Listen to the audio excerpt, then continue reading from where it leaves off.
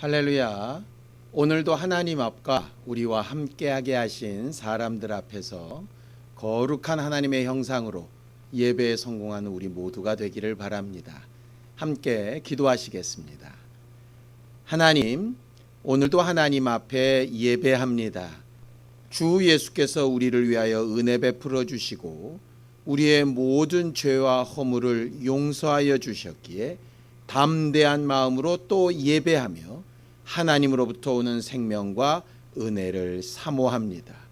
예배하는 가운데 주의 말씀이 우리 심령에 들어와 착하고 좋은 마음 위에 결실하게 하여 주시옵시고 하나님께서 우리에게 주고자 하시는 생명과 복으로 충만하게 하여 주시옵소서. 예수님의 이름으로 기도하였습니다. 아멘. 하늘에 계신 우리 아버지여, 이름이 거룩히 여김을 받으시오며 나라 임하옵시며 뜻이 하늘에서 이룬 것 같이 땅에서도 이루어지이다. 오늘날 우리에게 일용할 양식을 주옵시고 우리가 우리에게 죄 지은 자를 사하여 준 것 같이 우리 죄를 사하여 주옵시고 우리를 시험에 들게 하지 마옵시고 다만 악에서 구하옵소서. 나라와 권세와 영광이 아버지께 영원히 싸움나이다. 아멘. 찬송가 206장 함께 찬양하겠습니다. 206장입니다.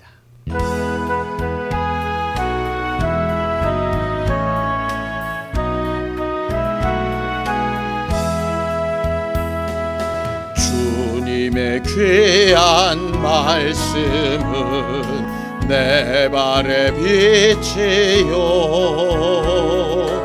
목마른 사막길에서 샘물과 같도다.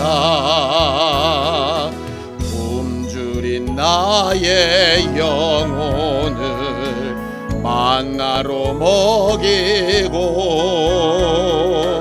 내 갈 길 밝게 비추니 그 말씀 귀하다. 낮에는 구름 기둥과 밤에는 불기둥 주 백성 앞에 나타나 인도해 주시네. 하늘의 깊은 지혜를 깨닫게 하시고 주 말씀 밝히 알도록 늘 도와주소서.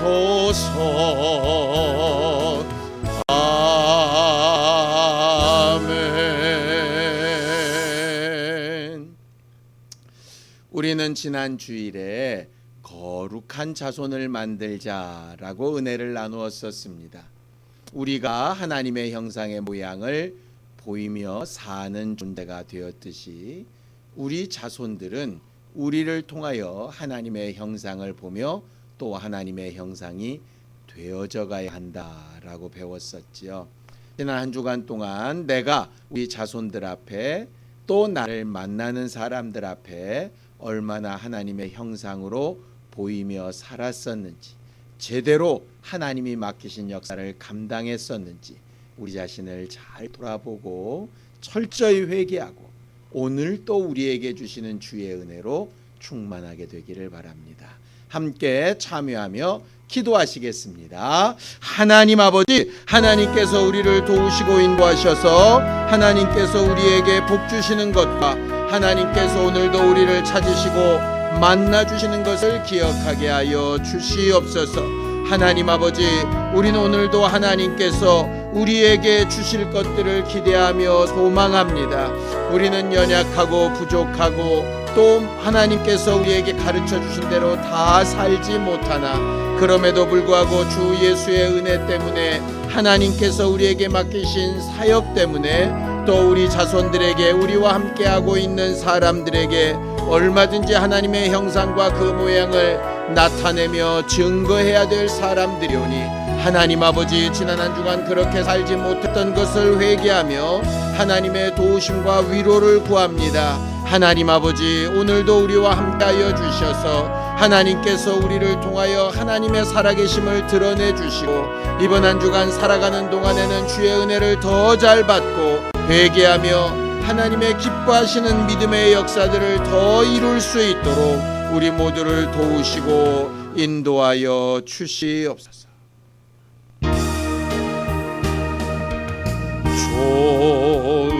좋으신 하나님, 좋으신 하나님, 참 좋으신 나의 하나님,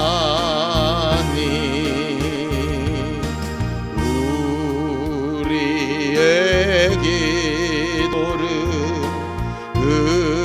응답해 주시는 참 좋으신 나의 하나님,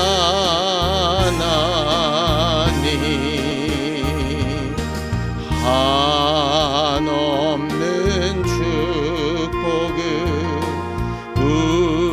우리에게 주시는 참 좋으신 나의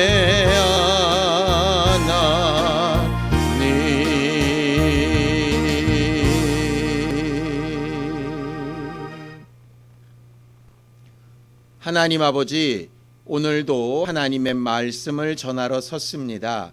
전하는 자도 겸손히 하나님의 마음과 생각을 잘 전하게 하시고 듣는 이들도 겸손한 마음으로 주의 말씀을 잘 듣게 하셔서 누구에게나 회개의 기회가 되고 하나님 앞에 회복의 기회가 되고 하나님께서 우리에게 약속하신 생명과 복의 기회가 되게 하여 주시옵소서. 믿음으로 헌금한 손길들 위에 복을 주시고 하나님 앞에 겸손히 행하며 순종하며 행한 일들을 기억하사 저들이 꼭 필요할 때에 함께하여 주시고 역사하여 주시옵소서. 예수님의 이름으로 기도하였습니다. 아멘. 하나님의 말씀은 출애굽기 4장 18절에서 26절까지 말씀을 함께 합독하겠습니다. 출애굽기 4장 18절에서 26절까지 말씀을 함께 합독하겠습니다. 함께 읽습니다. 시작. 모세가 그의 장인 이드로에게로 돌아가서 그에게 이르되 내가 애굽에 있는 내 형제들에게로 돌아가서 그들이 아직 살아있는지 알아보려 하오니 나로 가게 하소서. 이드로가 모세에게 평안히 가라 하니라. 여호와께서 미디안에서 모세에게 이르시되 애굽으로 돌아가라. 내 목숨을 노리던 자가 다 죽었느니라. 모세가 그의 아내와 아들들을 나귀에 태우고 애굽으로 돌아가는데 모세가 하나님의 지팡이를 손에 잡았더라. 여호와께서 모세에게 이르시되 내가 애굽으로 돌아가거든 내가 내 손에 준 이적을 바로 앞에서 다 행하라. 그러나 내가 그의 마음을 완악하게 한즉 그가 백성을 보내주지 아니하리니 너는 바로에게 이르기를 여호와의 말씀에 이스라엘은 내 아들 내 장자라. 내가 내게 이르기를 내 아들을 보내주어 나를 섬기게 하라 하여도 내가 보내주기를 거절하니 내가 내 아들 내 장자를 죽이리라 하셨다 하라 하시니라. 모세가 길에 가다가 숙소에 이를 때에 여호와께서 그를 만나사 그를 죽이려 하신지라. 십보라가 돌칼을 가져다가 그의 아들의 포피를 베어 그의 발에 갖다 대며 이르되 당신은 참으로 내 피남편이로다 하니 여호와께서 그를 놓아주시니라. 그때 십보라가 피남편이라 함은 할례 때문이었더라. 아멘. 하나님은 거룩하신 분이십니다. 거룩하신 하나님은 하나님의 자녀가 된 우리도 거룩하게 구별되기를 원하시고, 특별히 주 예수께서 핏값 주고 사신 사람들이 그 예수의 피의 은혜로 말미암아 거룩하고 진실하게 살기를 원하시지요. 하나님은 거룩하셔서 절대로 죄와 함께 동행하실 수 없는 분이십니다. 죄는 하나님과의 관계를 완전히 단절시키는 최악의 상태이지요. 아무리 사랑받던 자라도 죄가 있으면 하나님의 사랑에서 끊어져 나갈 수밖에 없습니다. 아무리 하나님 앞에 충성했던 자라도 죄가 들어오면 하나님과의 관계는 단절될 수밖에 없지요. 하나님은 죄를 철저하게 미워하시지만 죄를 짓는 죄인에 대해서는 회개할 수 있는 기회를 주셔서 그 죄의 문제를 해결하고 하나님 앞에 그 관계를 회복하기를 사모하십니다. 마치 집을 나간 아버지의 모든 재물을 다 탕진한 탕자를 아버지는 기다리시는 것처럼 돌아오기만 하면 얼마든지 하나님과의 관계가 회복될 수 있도록 기대하시고 또 사모하시는 겁니다. 베드로후서 3장 9절에 보면 이렇게 하나님의 마음이 기록되어져 있습니다. 주의 약속은 어떤 이들이 더디다 하고 생각하는 것 같이 더딘 것이 아니라 오직 주께서는 너희를 대하여 오래 참으사 아무도 멸망하지 아니하고 다 회개하기에 이르기를 원하시느니라 라고 하나님의 마음을 가르치고 있죠.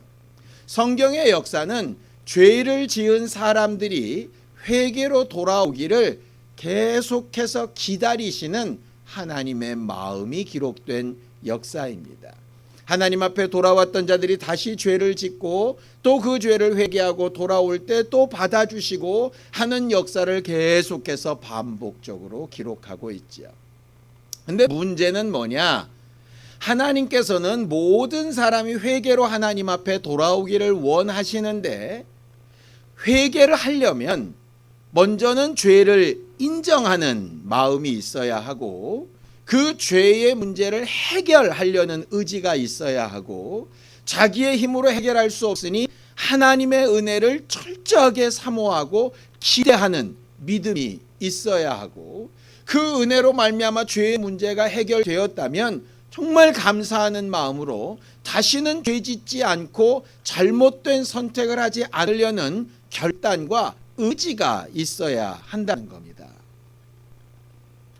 죄를 깨달으려면 하나님의 말씀을 듣고 그 기준을 알아야 죄인지 아닌지를 판단하겠지요. 죄의 문제를 해결할 수 없다는 것은 우리가 스스로 인정하고 자기의 연약함을 하나님 앞에 내려놓아야 그 은혜를 또 요청할 수 있을 겁니다. 은혜를 받았다면 그 안에서 방종하지 않고 하나님의 뜻대로 살아보려고 하는 또 새로운 결심을 성령의 감동하심을 통해서 또 우리는 시작해야 하는 것이죠. 그런데 이것이 쉽지가 않습니다. 기본적으로 죄가 들어오게 되면 다른 사람들의 말을 잘 안 들으려고 하는 특성이 생기거든요. 왜냐하면 죄인이 된 이후에 자아가 점점 커지는 것이지요. 죄의 근원이라고 하는 마귀도 그렇지 않았습니까? 처음엔 하나님의 명령을 따라서 찬송하는 천사로 하나님의 일꾼으로 잘 사용되어졌었습니다. 그런데 어느 틈인가 자기 마음에 교만이 싹트고 하나님보다 못한 게 뭐냐는 생각이 들고, 하나님이 일방적으로 시키시는 말씀이나 자기에게 주어진 임무보다는 자기 생각에 더 좋고 나은 것들이 있는 것 같아서 다른 사람들의 권면이나 말이나 잘못됐다고 하는 판단들을 다 무시하고 스스로 본인이 옳다 하는 바대로 움직여 갔던 것이 죄의 시작이니까 말이죠.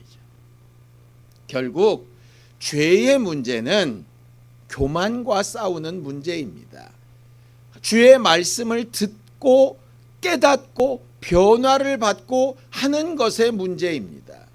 이것이 잘 안 되기 때문에 우리는 회개하고 싶어도 회개가 잘 되지 않고 회개해야 되는 줄도 모르게 되는 거죠. 이 부분을 하나님은 굉장히 안타깝게 이렇게 얘기하십니다. 사도행전 28장 27절에 보면 이렇게 되어져 있습니다.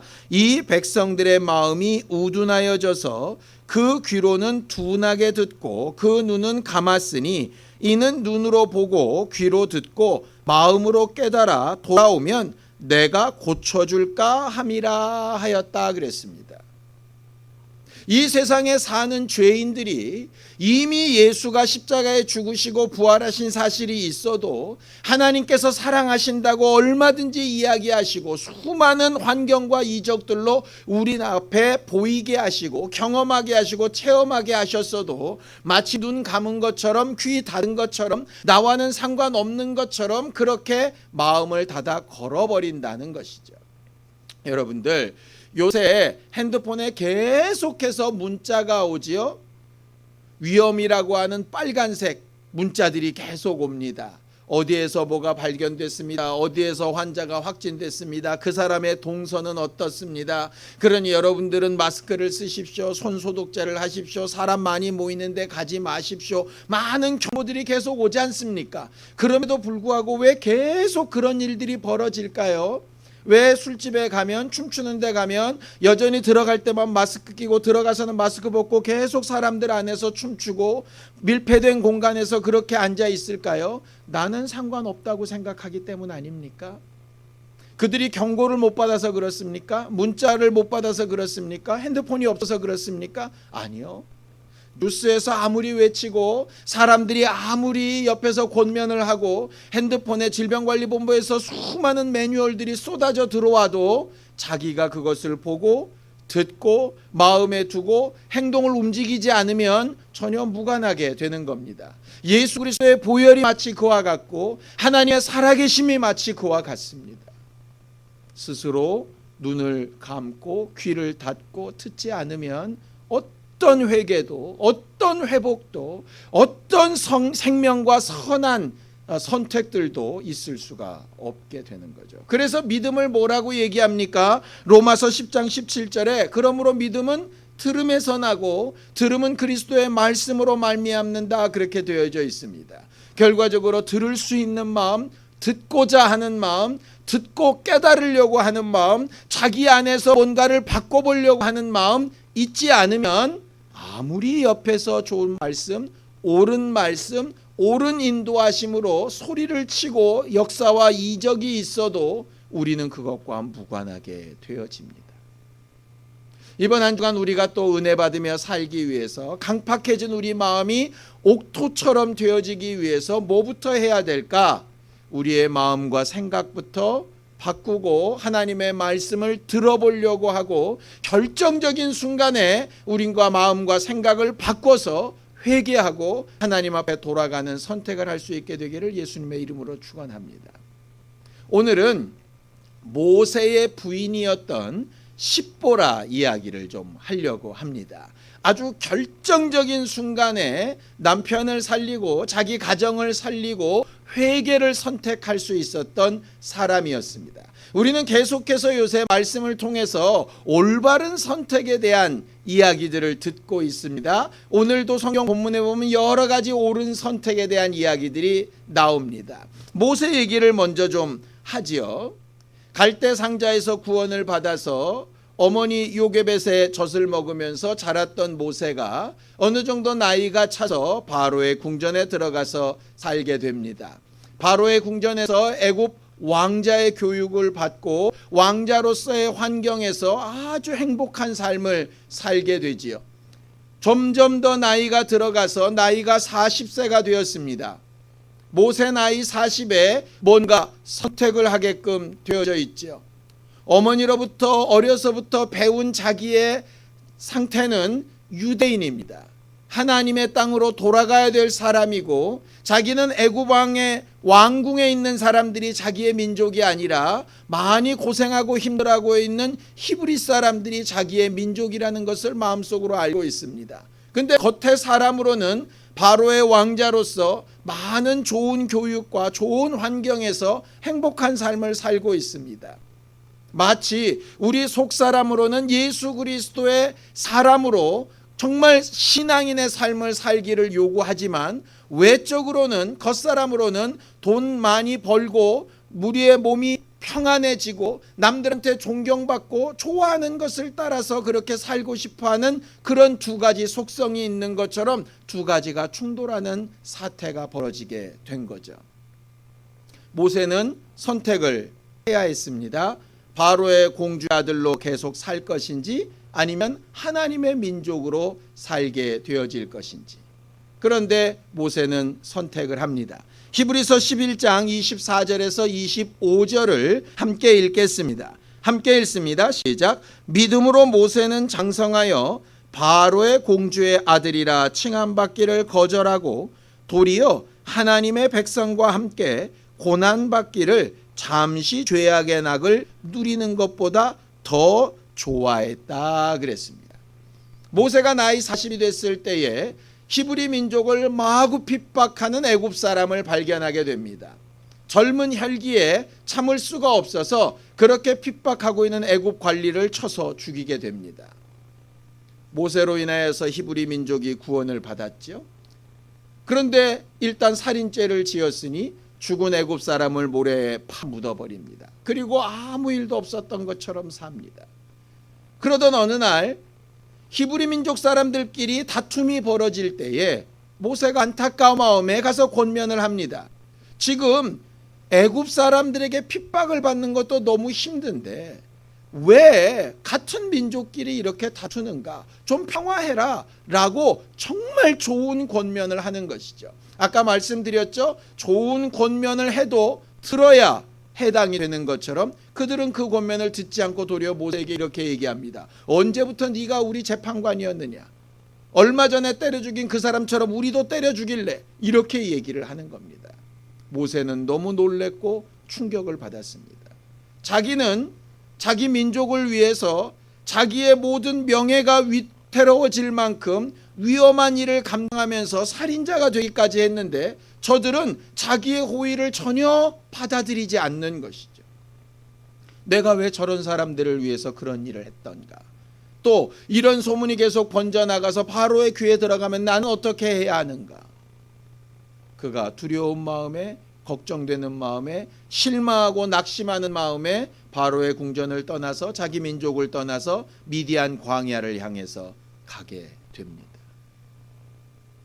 미디안 광야에 들어가서 과거의 삶과는 전혀 다른 삶을 살지, 완전히 노숙자처럼 갈 길이 없는 사람처럼 그렇게 흘러가다가 우물가에서 십보라라고 하는 여자를 만나게 됩니다. 한눈에 반하게 되고 또 그 여자가 누구인가를 알게 되지요. 미디안 제사장의 딸이었습니다. 이 십보라와 함께 결혼을 하게 되고 그 결혼한 다음에 큰 아들인 게르솜을 낳게 되지요. 출애굽기 2장 21절에서 22절을 좀 보겠습니다. 시작. 모세가 그와 동거하기를 기뻐하며 그가 그의 딸 십보라를 모세에게 주었더니 그가 아들을 낳음에 모세가 그의 이름을 게르솜이라 하여 이르되 내가 타국에서 나그네가 되었음이라 하였더라. 큰 아들을 낳고 게르솜이라고 이름을 지었습니다. 나그네라고 하는 말입니다. 모세의 마음이 얼마나 착잡했던가를 알 수 있습니다. 자기 친부모를 떠나서 자기를 사랑해줬던 바로의 공주의 품을 떠나서 집도 절도 없이 의지할 곳이 없는 떠도는 나그네. 비록 장인이 있고 부인이 있고 자식이 있지만 자기가 주인이 되지 못하는 상태에서 험난한 세월을 40년을 살게 됩니다. 40년 동안 모세가 하는 일은 장인 이드로의 양을 치는 것이었습니다. 자기 양이 아닙니다. 자기 소유가 아닙니다. 장인의 양을 그저 쳐주는 겁니다. 마치 대릴사위처럼 그냥 처가살이 하듯이 잠시 있다 떠나는 인생처럼 별 생각 없이 40년 동안을 살게 됩니다. 40년 동안에 바로의 궁전에서의 삶이 완전히 잊혀질 만큼 그렇게 자존감이 떨어지는 삶을 40년 동안 살게 되죠. 그 40년이 지날 즈음에 이드로의 양무리를 칠 때 하나님의 산이라고 불려지는 호렙산에서 하나님을 전적으로 만나게 됩니다. 그 이전까지 자기 유모였던 요게벳을 통하여 들었던 하나님을 직접 보게 되는 것이죠. 그가 본 하나님의 모습은 참 신기했습니다. 가시떨기 나무에 불이 붙었는데 나무가 타지 않고 계속 불은 붙어 있는 상태인 것이죠. 너무 신기해서 갔다가 하나님의 음성을 듣게 됩니다. 신을 벗으라 하시고 내가 너를 위하여 한 가지 일을 맡겨두는데 가서 애굽에서 내 민족을 데리고 나오라 라고 하시는 것입니다. 자, 출애굽기 3장 10절입니다. 함께 읽습니다. 시작. 이제 내가 너를 바로에게 보내어 너에게 내 백성 이스라엘 자손을 애굽에서 인도하여 내게 하리라 라고 말씀하시죠.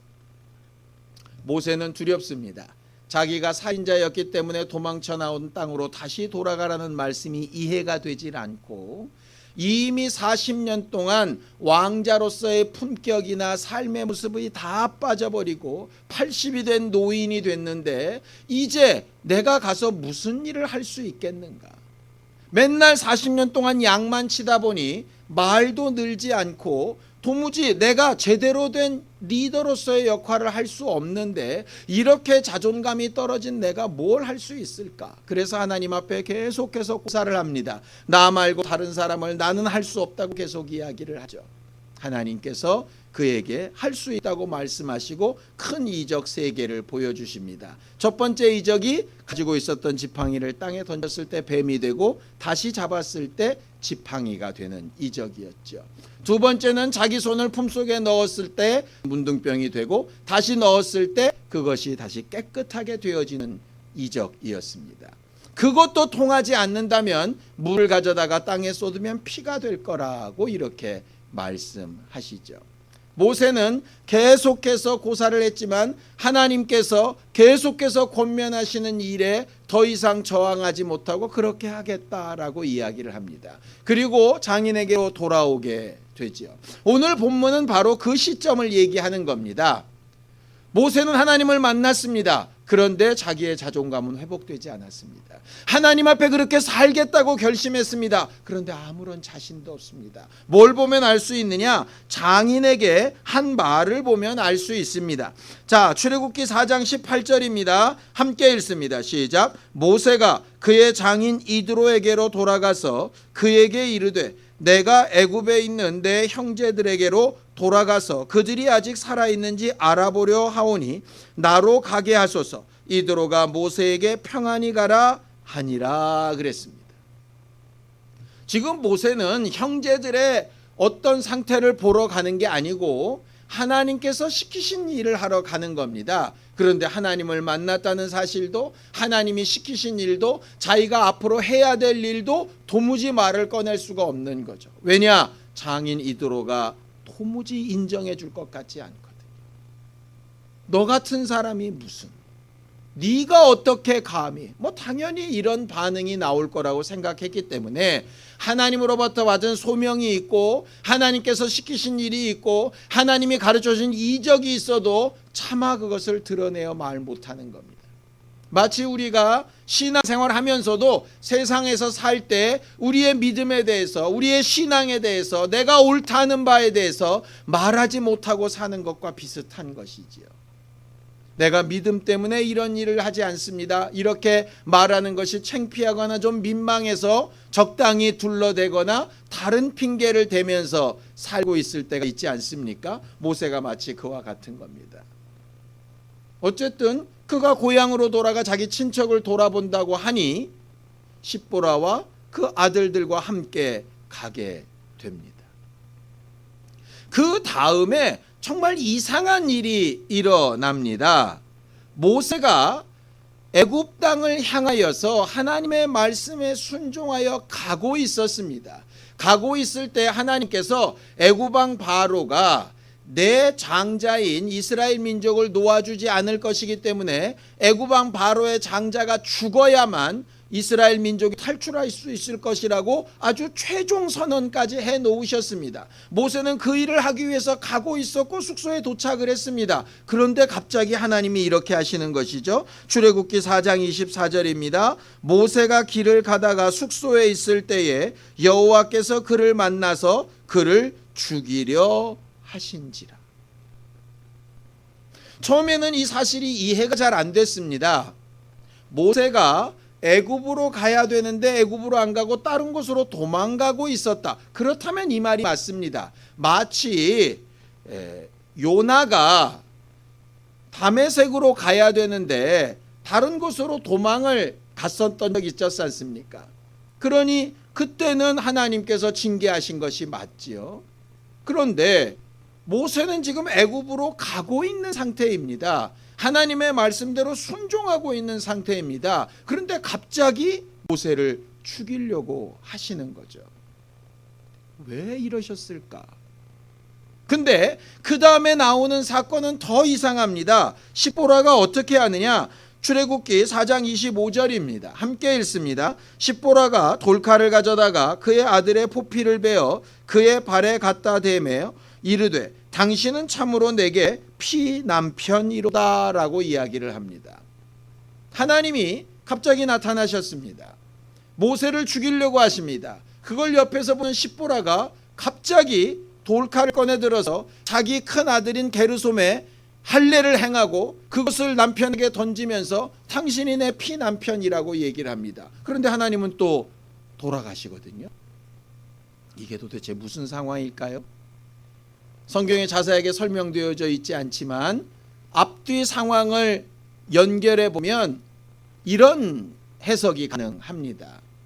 모세는 정말 위경 가운데에도 훌륭한 부모를 만나서 그 부모가 난 지 8일 만에 할례를 행했었습니다. 바로의 공주가 알아봤던 것처럼 말이죠.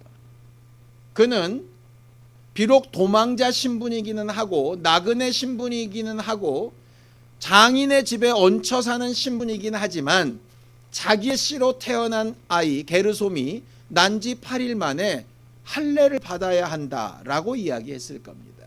근데 미디안 광야에서만 살아왔던 십보라는 그 말이 이해가 안 되는 거죠.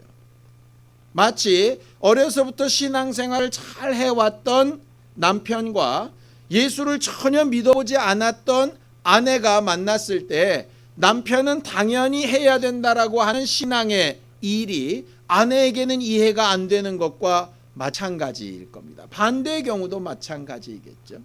그런데 모세의 삶이 어땠습니까? 경제권도 장인에게 있고 활동할 수 있는 능력도 장인에게 있습니다. 뭔가를 자기가 결정하고 선택하고 밀어붙일 만한 자존감도 없는 상태입니다. 자기 믿음에 대해서 뚜렷한 감동도 없는 것이었죠.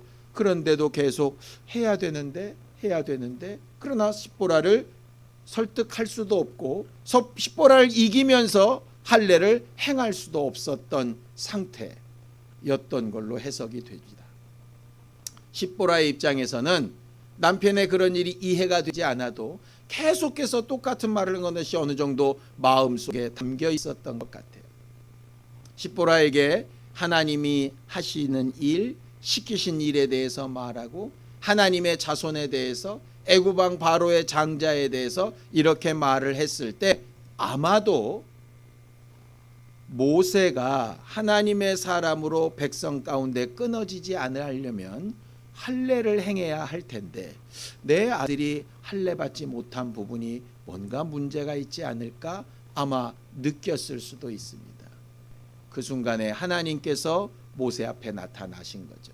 하나님의 백성을 이끈다고 하는 사람이 하나님의 이 일을 하겠다고 소명을 받은 사람이 자기 가정에 자기 자손도 하나님의 사람으로 만들지 못한 상황이 된 것입니다. 혹 그의 의지로 할 수 없었다면 또 그가 잘 가르쳤는데도 안 된 것이라면 어쩔 수 없겠지요. 그러나 제대로 가르칠 수도 없었고 그런 환경에 싸워서 이길 수 있는 힘도 없어서 그저 유야무야 넘어가고 있었던 상태였다면 하나님 보시기에 모세는 쓸모없는 일꾼이었을 수도 있습니다. 하나님의 말씀을 듣고 돌아가는 길이었지만 비록 정말 자존감이 없어서 하나님이 그렇게 큰 이적을 주셔도 드러내어 말할 수도 없는 부족한 사람이었지만, 그래도 적어도 자기의 자녀에게만큼은 거룩한 조상으로서 하나님의 말씀대로 사는 사람으로서의 그 결단을 보여줄 수 있어야 한다 하는 것이죠. 십보라는 자기 남편의 죽음을 눈앞에 딱 두고 자기가 막아섰던 잘못된 부분이 순간적으로 생각이 났던 것입니다. 이게 은혜입니다. 잘못을 안 하면 좋겠죠. 잘못된 선택을 안 하면 좋겠죠. 그런데 우리가 그럴 수 있나요? 수없이 많은 잘못을 저지르고 수없이 많은 잘못을 우리가 행동하러 보입니다. 그럴 때마다 우리가 어느 순간에 깨닫는 경우가 있지 않습니까? 아, 내가 그때 잘못했구나. 아, 그때 내가 한 것이 실수였구나 하는 데 있지 않습니까? 그런데 간혹 사람들은 그런 생각이 들어올 때 회개를 하거나 용서를 구하거나 담대하게 고백을 하는 대신에 뭔가 합리적인 이유를 찾고 적당한 이유나 논리를 대서 다른 사람을 설득합니다. 그럴 수밖에 없었노라고. 그렇게 하고 나면 회개가 안 되는 거죠. 은혜는 생각나게 하시고 깨닫게 하시고 찔리게 하시고 마음이 어느 정도 무거워지게 하시는 것 같습니다. 바로 그때 십보라처럼 결단해야 됩니다. 순간적인 판단이 필요합니다. 아, 내가 잘못한 것이구나 하는 순간에 남편이 그토록 이야기했던 그 할례를 그 순간에 해내고 피남편이라고, 생명이 걸려있는 남편이라고, 당신이 내 생명의 근원이라고 이렇게 말합니다. 교회는 예수 그리스도의 신부라고 얘기합니다. 예수께서 십자가에서 피 흘려 죽으시고 우리가 그 피의 은혜로 구원함을 받았으니 우리는 그를 피남편이라고 불러야 하는 것이죠. 마치 그와 같은 의미입니다. 지금까지는 내가 당신을 이기며 살았지만 이제는 당신이 생명의 근원입니다. 당신을 통해서 하나님의 생명과 그 명령을 듣고 회개하며 돌이키겠습니다 라고 하는 말을 고백하는 겁니다. 수많은 이스라엘 민족을 이끌어야 했던 모세가 가장 먼저 고백을 들어야 했던 것은 아내의 고백이었죠. 자녀의 고백이었습니다. 하나님께서 애굽으로 돌아가는 이 길 위에서 모세의 가정에 그 일을 이루셨습니다.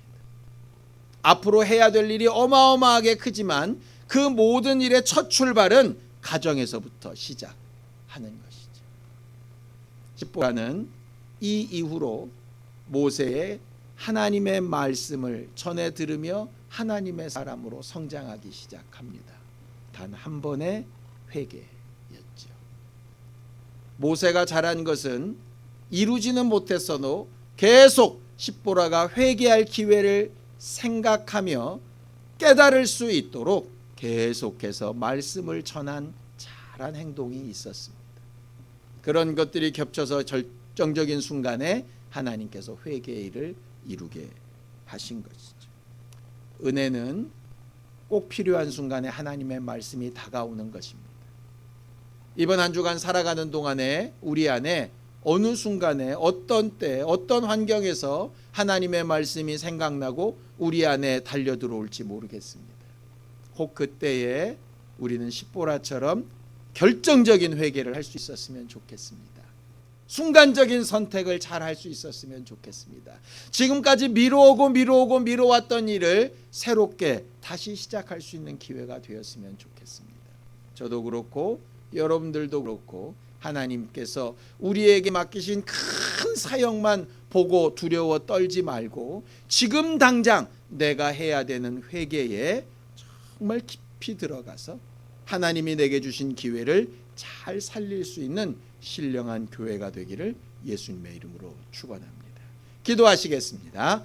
하나님 아버지, 하나님께서 오늘도 우리에게 지혜와 영감을 주시고 하나님의 말씀을 따라 회개할 수 있게 하시며 하나님께서 우리에게 가르치시는 주의 음성을 따라 하나님의 뜻대로 살아가기를 결심하게 하여 주시옵소서. 지금까지 들었던 말씀, 읽었던 말씀, 배웠던 말씀들이 우리 안에 살아 움직이게 하셔서 결정적인 순간에 생각나게 하시고 우리가 어떻게 회개해야 될지를 결정하게 하시고 그 기회를 놓치지 않는 지혜로운 사람들이 다 될 수 있게 하여 주옵소서. 자기를 변명하거나 아버지 하나님 다른 논리들로 피해가지 아니하게 하시고 정직한 심령을 더하여 주셔서 하나님께서 우리에게 주신 기회 동안에 주의 은혜를 헛되이 받지 아니하며 하나님께서 우리에게 복 주실 것과 우리를 회복시키시며 온전케 하실 것을 믿고 의지하는 거룩한 우리 모두가 다 될 수 있도록 도우시고 인도하여 주시옵소서. 하나님 아버지, 우리를 도우셔서 이번 한 주간 살아가는 동안에 우리가 배우고 들었던 말씀들로 우리를 가르치시고 생각나게 하사 눈을 뜨고 귀를 열어 하나님 앞에 회개할 기회를 찾는 우리 모두가 되게 하여 주시옵소서. 돌이켜 하나님 앞으로 회복되려 할 때에 얼마든지 받아주시고 기대하시는 하나님의 역사를 체험할 수 있도록 하여 주시옵소서.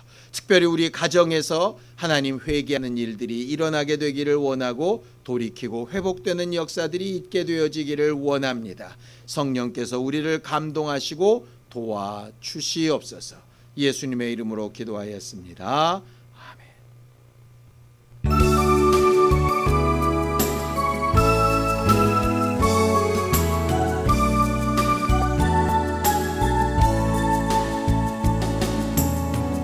이 시간 너의 마음속에 하나님 사랑이 가득하기를 진심으로 기도해 간절히 소망해 하나님 사랑 가득하기를.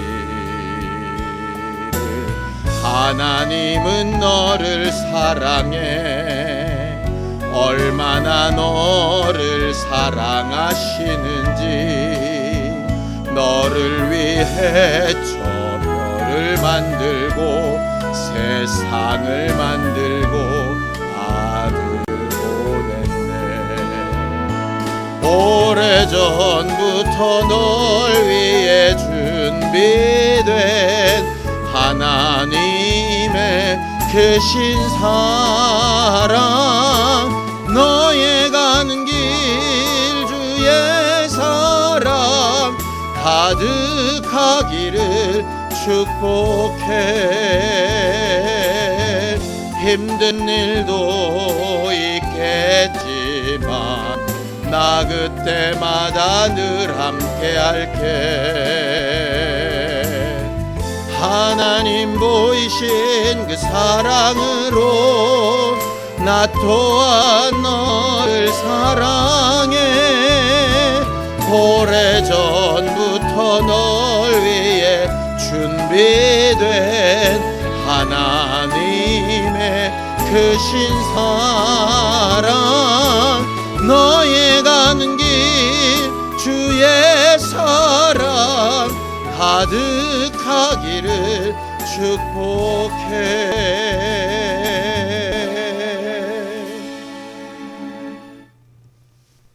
이제는 우리 주 예수 그리스도의 은혜와 하나님 아버지의 극진하신 사랑과 성령님의 감동하시고 함께 하시는 분명한 증거가 하나님께서 기회 주실 때에 회개하기를 결심하는 우리 모두 위에 이제부터 영원까지 함께 있을지어다. 아멘.